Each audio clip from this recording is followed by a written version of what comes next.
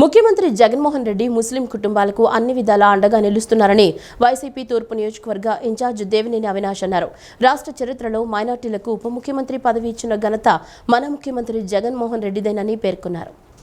Labbipet 19వ division పెద్ద మసీదులో ముస్లిం సోదరులు నిన్న ఏర్పాటు చేసిన ఇఫ్తార్ విందులో తూర్పు నియోజకవర్గ వైసీపీ ఇన్ఛార్జి దేవినేని అవినాష్ పాల్గొన్నారు.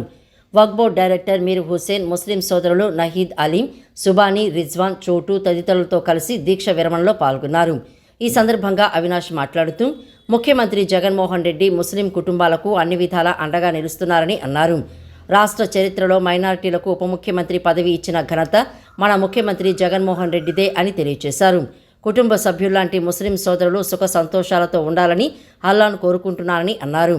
రాష్ట్ర ప్రజల కోసం ప్రత్యేకంగా ముస్లిం మైనారిటీల అభివృద్ధికి నిరంతరం పనిచేస్తున్న ముఖ్యమంత్రి జగన్మోహన్ రెడ్డికి అల్లా ఆశీస్సులు మెండుగా ఉండాలని ప్రార్థిస్తున్నారని తెలిపారు. ముస్లిం సోదర సోదరీమణులు అందరికీ రంజాన్ శుభాకాంక్షలు తెలియజేశారు. రాష్ట్రంలో ఒక ముఖ్యమంత్రిగా జగన్మోహన్ రెడ్డి గారు నా మైనార్టీలని చెప్పని గుండె మీరే చెయ్యేసుకుంది.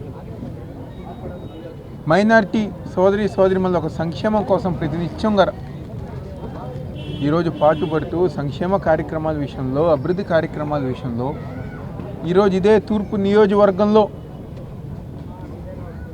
మా మైనార్టీ సోదరీమణుల ఒక చిరకాల కోరిక అయిన షాదీ ఖానాని ఈరోజు ముఖ్యమంత్రి జగన్మోహన్ రెడ్డి గారి ఒక నాయకత్వంలో గతంలో తెలుగుదేశం పార్టీ హయాంలో ఇదిగో షాదీ ఖానా, అదిగో షాదీ ఖానా అని చెప్పని నమ్మించి మోసం చేస్తే ఈరోజు జగన్మోహన్ రెడ్డి గారి ఒక నాయకత్వంలో కేవలం మేమందరం కలిసి 17వ డివిజన్ లబ్బిపేట ప్రాంతంలో ఉన్న సోదరులందరూ గారు కలిసి ఒక్కసారి అడిగిన వెంటనే ఈరోజు షాదీ ఖానా మంజూరు చేసి దాని శంకుస్థాపన అంజాద్ బాషా గారు డిప్యూటీ సీఎం గారు వచ్చి దాని శంకుస్థాపన చేసి ఈరోజు స్లాబుల దిశకు గర ఈరోజు మన షాదీ ఖానా వస్తాం గారు జరిగింది. ఈరోజు మసీదులో ఒక అభివృద్ధులుగానే ఉంది, ఇమాం వాళ్ళ యొక్క అభివృద్ధి కోసంగానే ఉంది. అన్ని విధాలుగా ఈరోజు జగన్మోహన్ రెడ్డి గారి యొక్క ప్రభుత్వం.